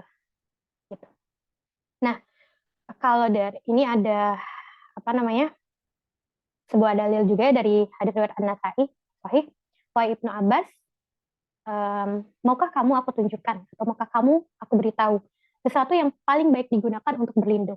Ibnu Abbas menjawab, iya wahai Rasulullah, aku mau. Beliau pun bersabda, kul a'udzu birabbil falaq dan kul a'udzu birabbin nas. 2 surat ini. Jadi ya Rasulullah dikasih tahu, tapi Rasulullah juga nyampein ke kita semua buat tahu gitu, buat bagi-bagi kalau misalnya kita bisa menangkal diri kita dengan ya tadi ya zikir pagi, zikir petang untuk menghindari bahaya yang belum terjadi. Dan kalau udah terjadi pun kan banyak ya, misalnya kayak kesurupan atau apa gitu. Itu kan juga pada akhirnya penangkal dan pengobatnya adalah surah-surah ini lagi gitu yang dibacakan gitu ya. Selanjutnya ya mungkin ini lebih ke kontemplasi ketika sepi dan sendiri ya. Jadi Miftah dari Sa'adah gitu ya, karyanya Ibnul Qayyim di sini menyampaikan bahwa jika seseorang membaca Al-Quran dengan perenungan hingga sampai pada sebuah ayat yang dia butuhkan untuk mengobati hatinya gitu, mengabari hatinya, maka dia mengulang-ulang ayat tersebut walaupun sampai 100 kali atau bahkan sampai semalaman gitu. Maka membaca satu ayat dengan memikirkannya dan memahaminya itu lebih baik, lebih bermanfaat untuk hati, dan lebih mampu untuk memupuk iman dan merasakan manisnya Al-Quran daripada sekedar menghatamkan Al-Quran tanpa mentadaburinya dan memahaminya. Maksudnya semuanya kan punya keutamaan masing-masing ya, baik itu tilawah aja ataupun tadabur. Tapi diiringi gitu ya, maksudnya kalau misalnya cuman baca aja takutnya bosen gitu. Takutnya ya udah baca gitu, baca tapi apa ini efeknya gitu kan. Nah, maka tadabur ini sebetulnya sebagai jalan di mana ya supaya kita sendiri tuh nggak pernah bosen gitu, nggak pernah berlepas diri dengan berinteraksi bersama Al-Quran gitu. Ibaratnya jadi harus balance gitu ya mungkin. Mungkin di apa ya, kadang suka nanya gitu sih, maksudnya saya dulu pernah ada pertanyaan, mending tadabur aja nggak usah kuantitas atau baca aja gitu. Tapi tadaburnya jadi nggak terlalu fokus gitu. Sebenarnya ini nggak terlalu nyambung ya sama materi cap, tapi maksudnya kita udah dikasih 24 jam gitu ya. Ini ada salah satu jawaban yang mungkin saya dapat apa ya sedikit pemahaman bahwa ya sebenarnya 24 jam kita ini bisa diatur gitu. Kamu mau bacanya kapan, kamu mau tadaburnya kapan. Ya jadi maksudnya nggak ada yang mau apa ya, yang baik atau yang benar, yang mana yang prioritas atau enggak, tapi coba seimbangkan gitu supaya kita nggak bosen gitu ya. Mungkin apa ya logikanya nyambung nggak ya? Kalau misalnya berteman gitu sama orang, udah lempeng nggak ya gitu-gitu gitu, nggak ngobrol, nggak deep talk, misalnya nggak sharing, kira-kira pertemanannya bakal sampai kayak nenek atau sampai jannah nggak ya? Maksudnya kurang lebih kayak gitu, kayak kita berteman sama manusia, kalau misalnya kita nggak apa ya, ibaratnya deep gitu. Kalau sama Al-Quran kan berarti tadabur gitu ya. Misalnya kita nggak deep sama orang, nggak intens, nggak ngerasain berteman tuh apa gitu sama dia nih apa gitu. Kan kita bakal bosen juga ya, barangkali kita bakal meninggalkan dia dan kayak nggak punya pengaruh apa-apa nih dalam hidup saya misalnya. Ya jadi kurang lebih seperti itu ya. Sebenarnya berhubungan sama siapapun gitu ya, yang Allah ciptakan, yang Allah hadirkan, yang Allah datangkan, mau itu sama makhluknya, mau itu sama Al-Quran, adalah hal-hal yang bisa saya gitu dan mungkin teteh-teteh semua di sini upayakan supaya kita punya cerita traveling di dunia ini yang bisa jadi kenangan gitu ya, momen. Kan nanti katanya kalau misalnya kita dikumpulin di surga, itu kita bakal cerita-cerita tuh. Nah, apa yang diceritain ya? Mungkin perjalanan di dunia ini kali ya, yang kemarin susah-susahnya gimana gitu ya. Nah, ini mah cuman inian saya aja ya, saya cuman menghibur diri saya aja supaya ayo gitu, jangan jangan bosen gitu ngelakuin hal-hal yang baik gitu kan, ngelakuin hal-hal yang ibaratnya yang Allah suka gitu. Ya, mungkin alhamdulillah sekian kayaknya dari saya teh buat sharing pagi ini. Menurut saya surat Al-Falaq itu ya Masya Allah seperti itu, dengan banyaknya kekurangan saya, keterbatasan saya dalam mencari lagi, mungkin ya saya harus mencari lebih banyak lagi nih. Mungkin ada hal-hal yang insightful banget, dari mana, dari siapa gitu, tentang surat ini ya boleh kita saling berbagi lagi gitu. Demikian dari saya. Alhamdulillah segala puji bagi Allah yang telah memberikan kita indera penglihatan dan pendengaran pada pagi hari ini, kesehatan juga sehingga kita bisa tadabur sedikit ya surat Al-Falaq. Saya akhiri. Wassalamualaikum warahmatullahi wabarakatuh. Dikembalikan ke Teh Huai. Waalaikumsalam warahmatullahi wabarakatuh. Syukran jazakillah Teh Gigi atas sharingnya soal tadabbur Quran surat Al-Falaq, Kak. Nah, untuk teman-teman nih yang sekiranya tadi ada mengganjal atau tiba-tiba penasaran dan kritis dan ada pertanyaan yang ingin ditanyakan, bisa langsung aja disampaikan ya. Boleh lewat chat atau boleh lewat chat raise hand. Dan nanti akan dipersilakan untuk komen. Tapi kayaknya di chat ada sempat pertanyaan ya, ya. Ada Iya, dari ada. Deka. Kenapa Allah ciptakan kejahatan? Nah, pertanyaannya menarik nih, Teh. Kayaknya kita perlu merenung lagi deh. Kenapa sih Allah nyiptain kejahatan ya?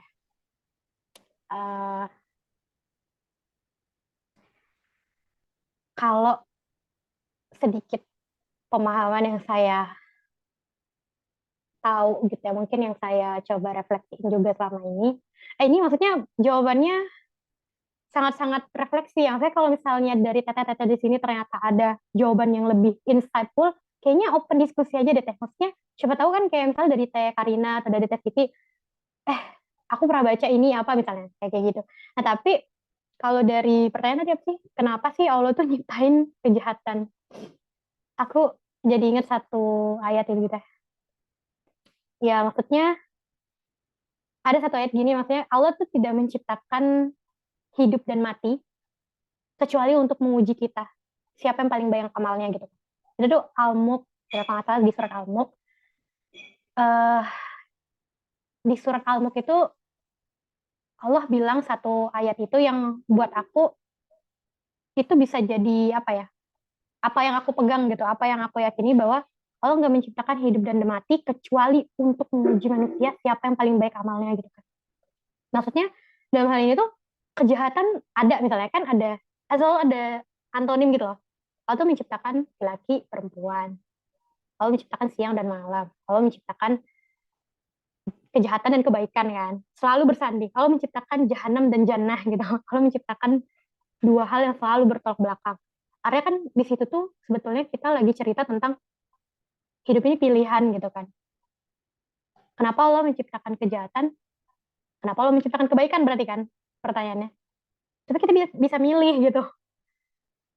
Maksudnya kita bisa milih, maksudnya ini bisa jadi pilihan kejahatan atau kebaikan ini bisa jadi ujian kita gitu loh. Ujian apa? Ujian ikhtiar gitu.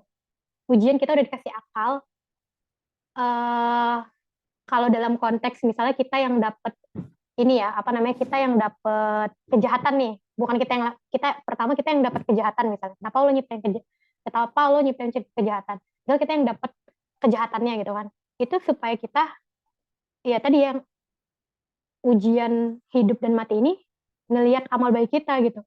Kamu dikasih kejahatan, jahat yang kayak gimana? Misalnya kamu diiriin, didengkiin, kamu dicelakain, kamu dihujat, kamu dibully, kamu dirampas kekayaannya, misalnya diambil hal-hal yang berharga dalam hidupnya.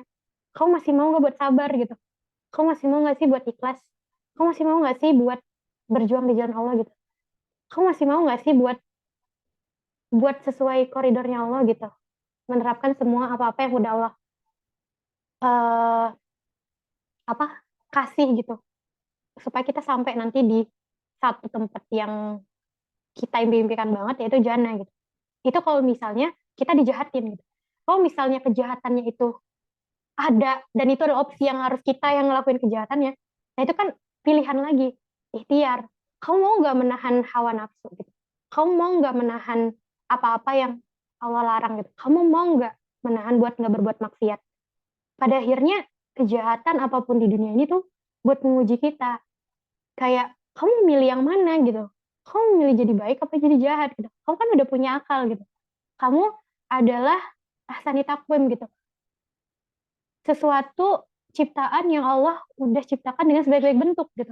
Udah mah dikasih akal gitu. Dikasih ya maksudnya yang menjadikan kita spesial daripada ciptaan yang lainnya itu adalah kita dikasih akal gitu. Ya hewan nggak ada tuh kalau nggak salah nggak ada yang masuk surga atau neraka karena ya dia nggak punya akal, dia nggak punya tools atau dia nggak punya keistimewaan buat menentukan dia mau baik atau jahat gitu ya maksudnya. Tapi kita punya gitu, kita dikasih kemerdekaan, kita dikasih kebebasan untuk milih. Kamu mau yang mana gitu, kamu mau ikhtiar yang mana. Aku udah kasih banyak opsi nih, opsi resultnya ada, jannah jahanam. Opsi kamu pas ikhtiarnya ada, mau jahat apa baik gitu. Mau jalan yang kiri apa kanan gitu. Jadi ya pada akhirnya memang hidup ini adalah proses. Maksudnya memang hidup ini adalah tempat ujian gitu ya. Maksudnya apa ya? Ibaratnya kalau misalnya kita lagi sekolah atau lagi apa gitu ya. Di dunia ini tuh lagi belajar gitu, lagi ujian, lagi ngerjain soal banyak gitu. Misalnya ada yang salah, kita salah ngerjain soal, ya dihukum mungkin atau gimana. Atau belum segitunya lah hukumannya. Kita ngerjain hal yang benar ya kita dapat efek-efeknya juga. Tapi nanti kita bakal sidang nih gitu misalnya kuliah gitu kan, sidangnya di mana, di yaumul akhir nanti gitu kan. Kayak kita bakal disidang sama Allah. Kamu tadi selama misalnya sekolah di dunia, kamu ngapain aja gitu. Terus ya udah kita bakal disitulah apa ya, sidang-sidang tentang hal-hal baik apa yang kita lakuin, mungkin hal-hal jahat apa yang kita lakuin, kalaupun kita dijahatin, gimana respon dan sikap kita, kalaupun kita baik, gimana efeknya buat orang-orang yang ngerasa itu adalah manfaat buat mereka dan jariah buat kita gitu. Kayak gitu sih Teh. Kalau dari sudut pandang aku, mungkin dari Teh-Teh yang lain ada insight lain nggak? Dari Teh Huai mungkin. Masya Allah teh. Cukup apa? eh menghayati refleksi dari Teh. Mungkin kita lanjut pertanyaan selanjutnya Teh ya. Ada pertanyaan selanjutnya dari Teh Karina. Pada ayat 4 Quran Surat Al-Falaq, mengapa penyihir didefinisikan sebagai wanita saja? Menarik nih. Padahal kita tahu dukun, santet, atau ilmu-ilmu hitam juga dilakukan oleh pria. Apakah ada konteks sejarah Islam yang menjelaskan itu? Terima kasih. Pertanyaannya menarik lagi Teh. Tadi, kalau tadi tuh dijelasinnya banyak yang setuju kalau itu tuh wanita penyihir ya, kalau nggak salah. Beberapa ulama juga mengartikan uh, apa namanya, kalau yang disebutin di Al-Falaq itu kan wanita-wanita, artinya tadi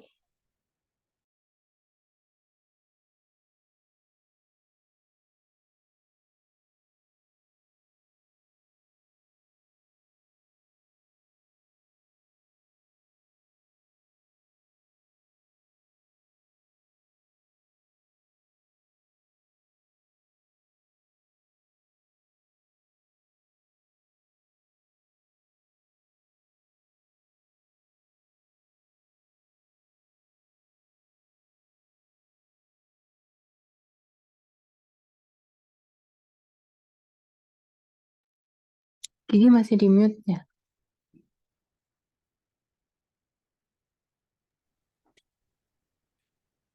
oke, udah ada ya Teh. Ya. Sebentar, kita tampilin ayat 4 ya tadi.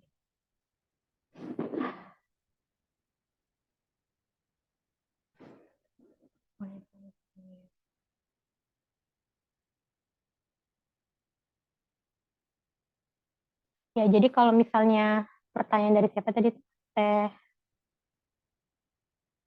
Teh Karina yang kedua. Teh Karina.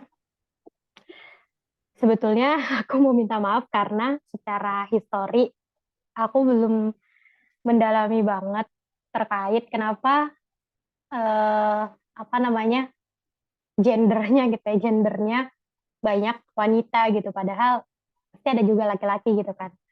Apa karena waktu itu banyak wanita juga gitu, atau karena kan populasi wanita di dunia ini banyak banget ya gitu. Jadi kalau alasan kenapa jadi banyak wanita tuh belum ini ya Teh, belum terlalu tahu kenapa. Tapi kalau misalnya apa namanya, di apa ya, kalau misalnya kita kaitin sama, sebenarnya kan kalau misalnya ini nih kayak dunia malam gitu, terkenalnya siapa tuh yang seringnya di kupu-kupu malam, banyak kan pria atau wanita gitu ya. Ya kalau zaman ini sih kayaknya udah nggak tahu ya gimana bentuknya, cuman dulu kupu-kupu malam tuh selalu dikaitin sama wanita kan, kupu-kupu malam. Nah, apa ya, karena populasinya lebih banyak atau jadinya wanita itu banyak yang di apa namanya, yang di eh apa tuh, yang disepelekan atau gimana gitu ya. Jadi ibaratnya profesi juga ya si tukang-tukang sihir nih.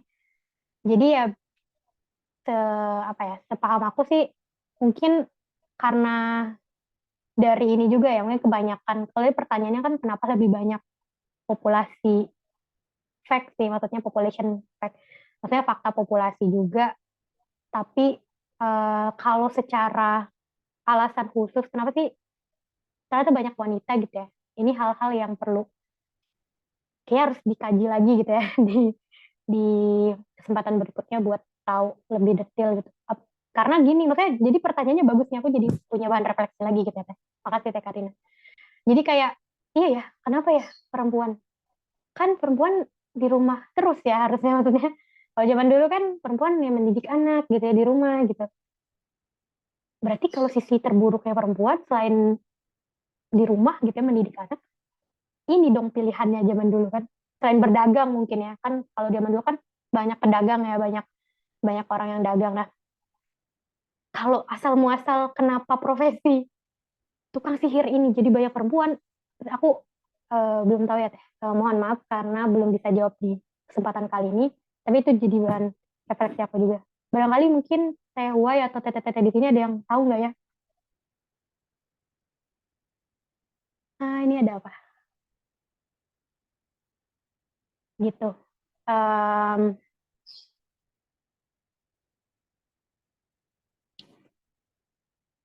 Oke, paling kalau misalnya mau konteksnya mau ini apa namanya?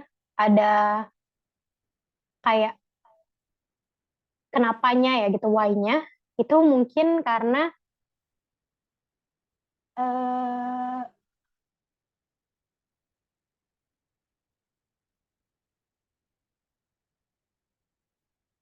bentar. Ya tadi ya Teh, maksudnya lebih ke opsi profesi pada zaman dulu gitu ya. Perempuan kan beradanya bisa di mana gitu, mau di rumah, mengurus, mendidik, berdagang, atau ada opsi ini juga gitu ya, yang jadi tukang sihir ini. Tapi ini perlu dikaji lagi juga ya, buat apa namanya, buat kedepannya. Oh, terus ini ada yang ngasih tahu nih, kalau zaman dulu profesi sihir tuh banyak digeluti wanita. Tidak heran kalau dalam cerita anak-anak lebih terkenal nenek sihir dibandingkan kakek sihir. Wah, cocok lagi ya ini ya. Bukan cocok lagi juga, berarti mungkin ini udah disampaikan mungkin di forum-forum tertentu juga ya. Bener ya, kita kalau dari segi cerita anak-anak nggak pernah denger ada kakek sihir gitu ya. Ada yang nenek sihir. Seolah-olah perempuan tuh diibaratkan kayak kejam gitu ya. Kayak jahat. Mungkin maksudnya sisi emosionalnya kan marahnya perempuan mungkin sama kejamnya laki-laki lebih kelihatan ganas yang mana nih gitu kan. Biasanya ya perempuan ya karena banyak emosionalnya. Tapi buat yang alasan-alasannya uh, kurang lebih harus dicari tahu lagi ya Teh Karina. Barangkali gitu Teh Wai. Itu mungkin dari tete-tete di sini ada pandangan lain gitu. Oke Teh Ega. Oke.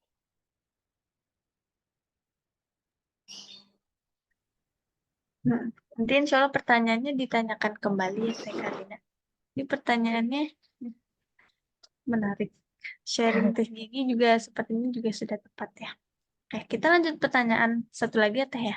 Mungkin eh, bagaimana dari Kak Uti? Bagaimana, izin bertanya Teh, bagaimana menangkal orang-orang yang hasad, iri, dan dengki selain zikir pagi petang? Apa ada lagi amalan khususnya? Ya, jazakillah khair Teh Uti. Ya, kalau misalnya zikir pagi dan petang itu kan salah satu tips juga ya, saya langsung tips dari Allah.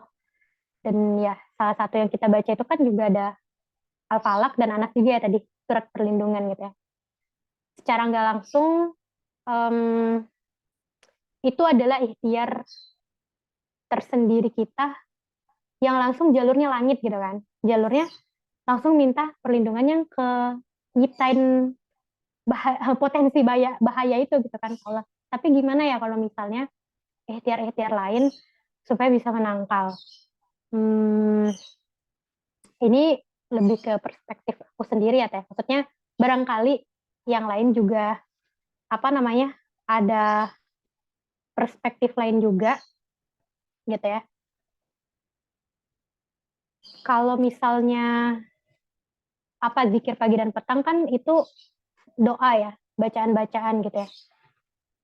Kalau kita kembangkan lebih jauh lagi, berlindung, ya maksudnya itu juga berlindung kepada Allah gitu ya. Niat kita juga dilurusin gitu. Mungkin lebih ke penguatan atau pengembangan niat karena Allahnya ya teh, dimaksimalin gitu. Jadi ibaratnya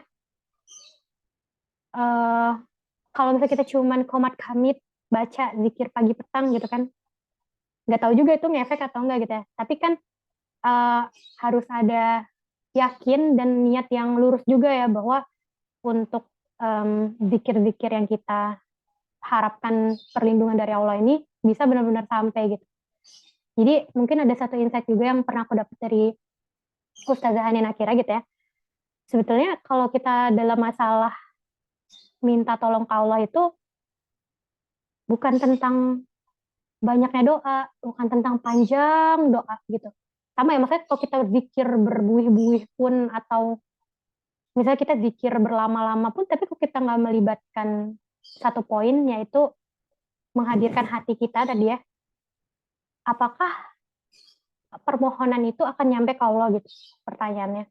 Apakah permohonan itu, sinyal-sinyal yang kita kasih buat minta pertolongan itu akan nyampe ke Allah. Jadi saya balik lagi ke luruskan niat-niat kita gitu buat lebih dikembangkan, lebih ditumbuhkan gitu ya barangkali, selain daripada kuantitas bacaan gitu, tapi kualitasnya juga di upgrade juga gitu ya mungkin.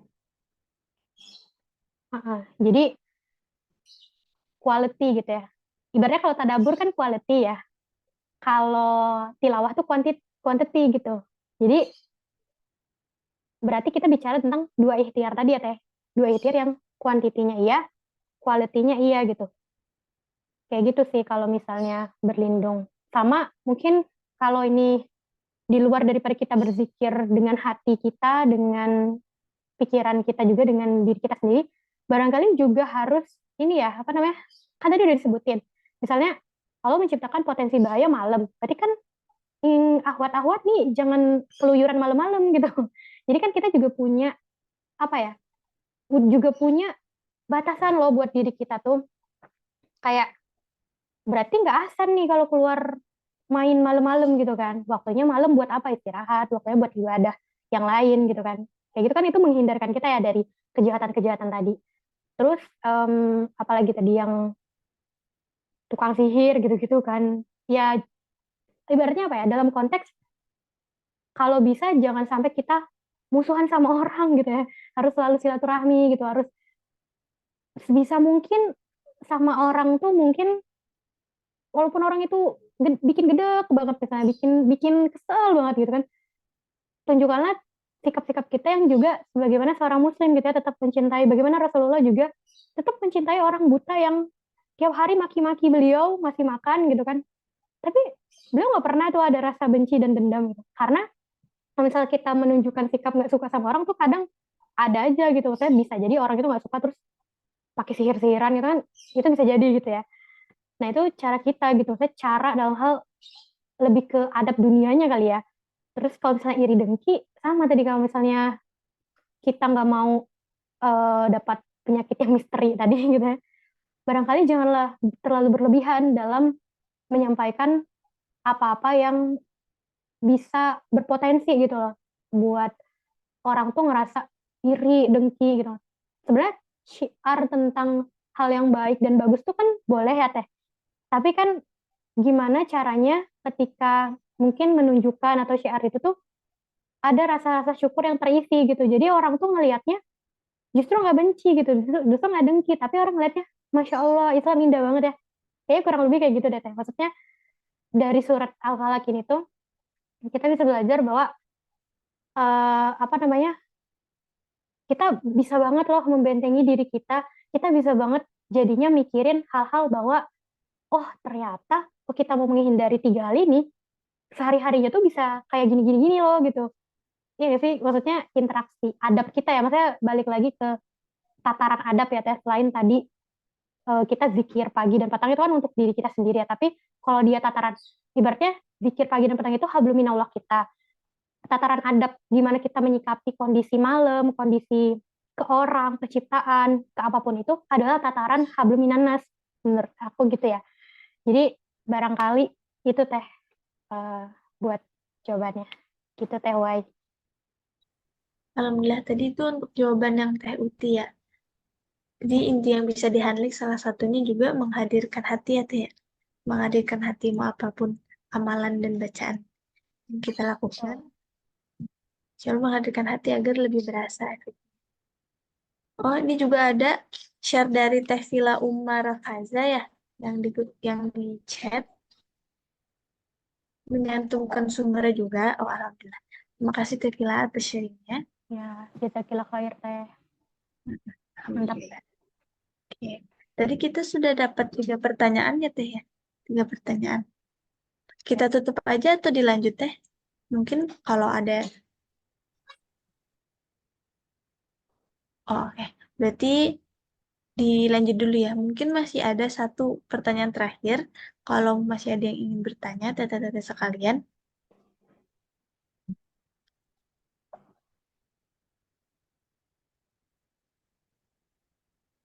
Oke, baik. Sepertinya sudah cukup ya pertanyaannya karena tidak ada yang bertanya lagi. Terima kasih Teh Gigi atas jawabannya dari pertanyaan teteh-teteh dan tadi sharing materi sebelumnya. Alhamdulillah, eh, waktu telah menunjukkan jam 10:17.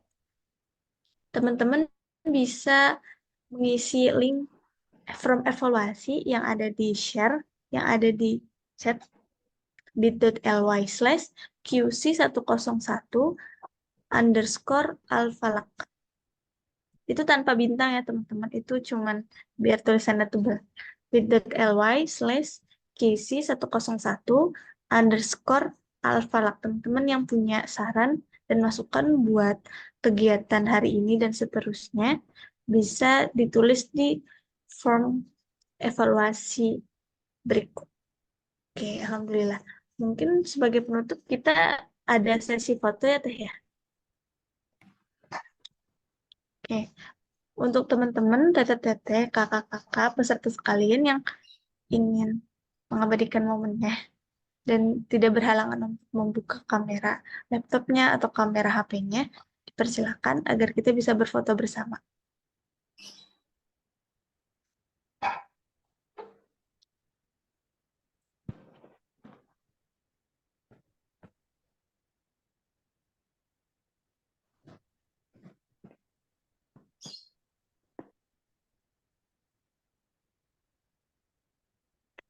Masih ditunggu sampai jam 10:20 ya. Teteh-teteh mangga diambil dulu jilbabnya atau mukenanya.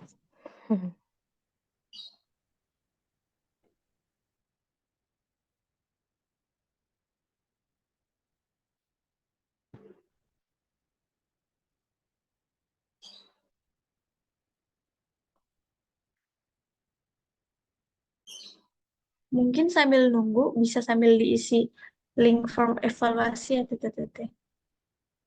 Agar insya Allah acara ke depannya mungkin pekan depannya agar bisa berjalan lebih baik dan lebih lancar. Oke, karena jam sudah menunjukkan pukul 10:20, mungkin sudah cukup ya. Satu, dua, oke. Sekiranya 10 orang yang membuka kamera. Ini yang screenshot siapa kayak yang ngambil gambar? Tapi bisa bantu Teh Siti. Oke, Teh Siti. Ya, boleh Teh.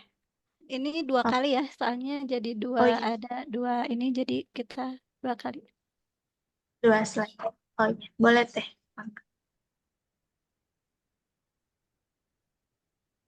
1, 2, 3.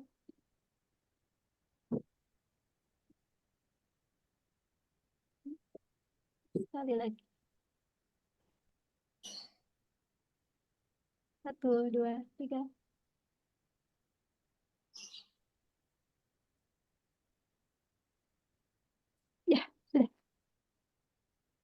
Oke, Alhamdulillah. Terima kasih bantuannya Teh Gigi yang sudah mengabadikan momen kita pada pagi hari ini. Terima kasih juga teman-teman peserta semuanya. Mudah-mudahan materi yang didapat hari ini bisa bermanfaat dan bisa menancap dalam kita semua. Ya Rabbal Alamin. Oke, mari kita tutup acara pagi ini dengan bacaan hamdalah. Alhamdulillahirabbil alamin dan doa kafaratul majelis. Subhanakallahumma wa bihamdika asyhadu an la ilaha illa anta astaghfiruka wa atubu ilaik. Aku sebagai MC hari ini pamit undur diri. Terima kasih dan maaf bila ada kata salah kata. Wassalamualaikum warahmatullahi wabarakatuh. Waalaikumsalam warahmatullahi wabarakatuh. Terima kasih.